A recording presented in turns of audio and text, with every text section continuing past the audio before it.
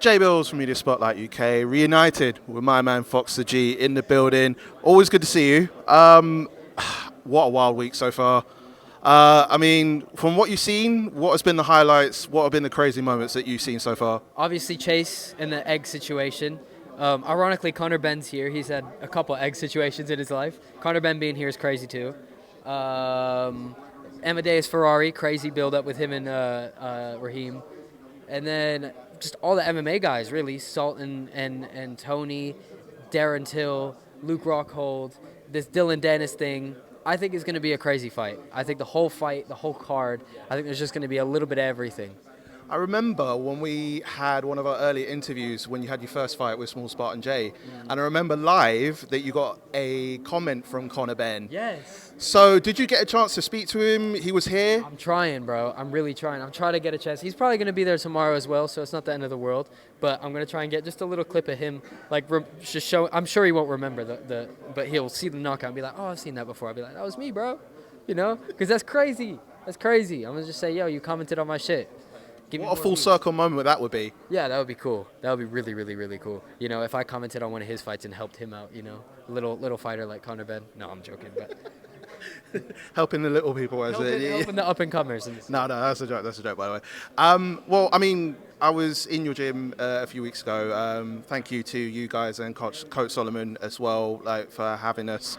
I've seen the training that goes through all of you guys. Obviously now that we're a few days away from Salt Papi's fight with Tony Ferguson, what have you seen, without giving too much away, in terms of, how prepared Salt is in terms of, getting in the zone with him? It's classic Salt Papi. That's all. That's really all there is to it, bro. He's sharp. He's ready. All his best tools have been sharpened. His flaws have been worked on as well. But it's just gonna be what you expect out of Salt. You're gonna see fireworks. Yeah. Well, obviously, with Salt, he's had a number of fights now. He's had 8 fights at this point. Yeah. And obviously, Tony Ferguson coming from UFC into boxing for the first time.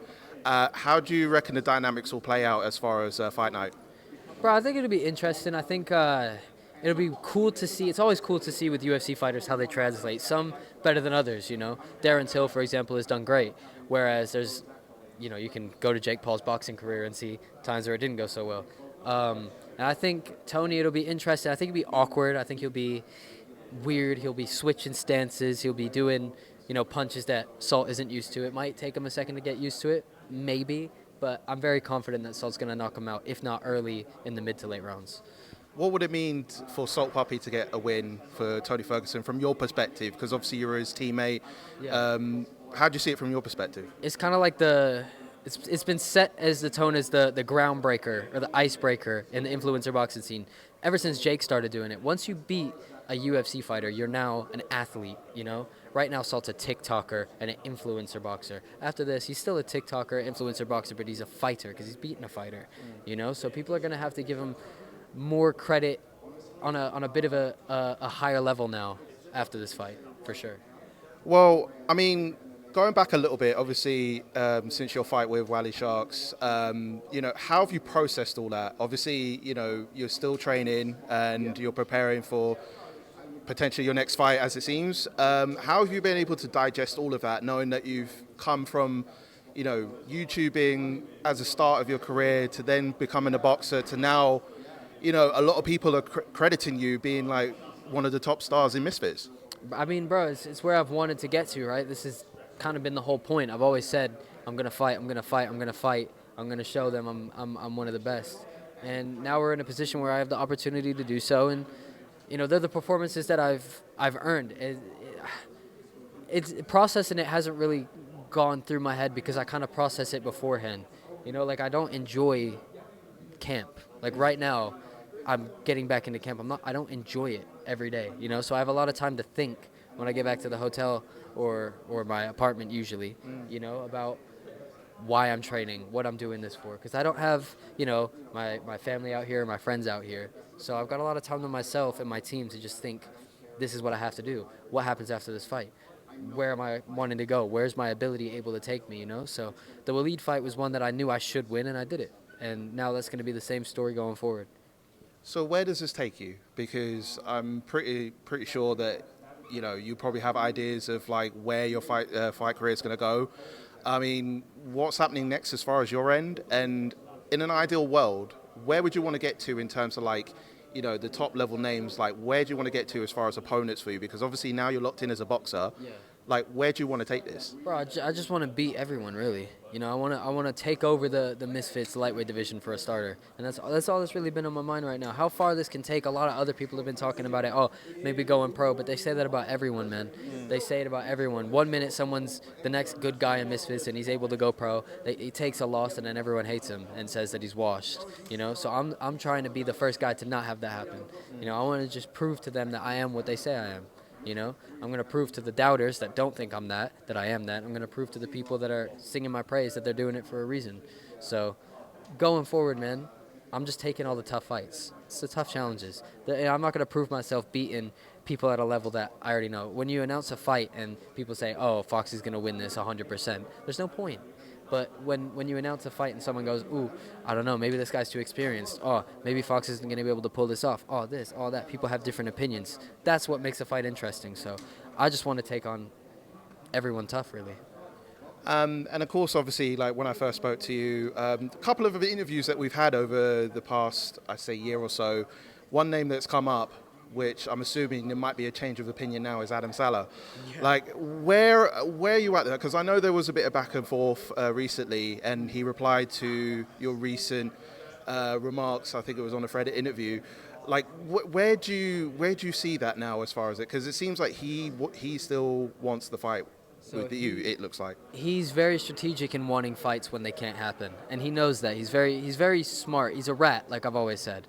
But I'm not really interested in Adam Salah anymore because the role that he was going to play in my career was done with the Waleed fight, showing, the same thing I said about Salt with the icebreaker thing, with the MMA fighters.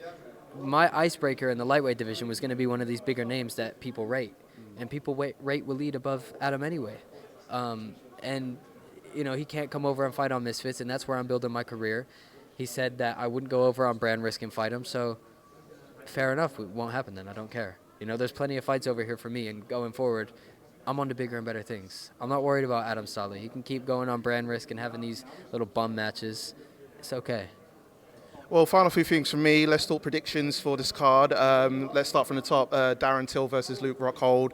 I mean, it got very fiery on stage. Yeah. It just was non-stop. Like from the beginning to end of the press conference, they were going at it. So where do you see that fight going? I think Till. His boxing has just come over better than every other MMA fighter I've seen. And maybe I'm wrong, but I'm a Till fan, so I'm going to go Till. And then, of course, obviously, Tony Ferguson, Salt Papi. I already know your answer, but how do you predict in terms of the outcome? Bro, I think Salt's on form, man. I think he can get him out of there. Now, I don't want to say easily. I don't want to disrespect Tony, but sure. I just think that he's going to show that there is a level difference between Tony and Salt at this point in their careers as boxers. Like Salt's young, hungry, strong, sharp. He's only been boxing, he's been locked in. Whereas Tony, he's had a great career. He has. He's one of the legends of the sport. Not just the sport. I don't even want to say sport. Fighting in general. But it's just when you get in there with a young, stronger man, and this is his sport, his domain. This is his squared circle. Salt's just been too much into this, man, for me to go any other way.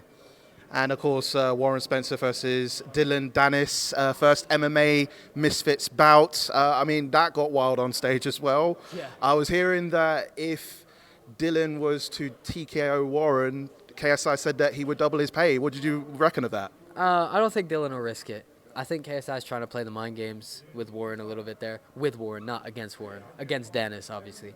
I think Dylan's just going to do what we all think he's going to do and take him down. I mean, why would he not? You don't want to risk it, man. You know your skill set. Dylan's skill set is jiu-jitsu, grappling, wrestling. That's what he does. And he'd be an idiot to not go and do what he does best, and he'd attest to that. Dylan's going to go in there. He's going to take him down, and he's going to go for the whatever you call it.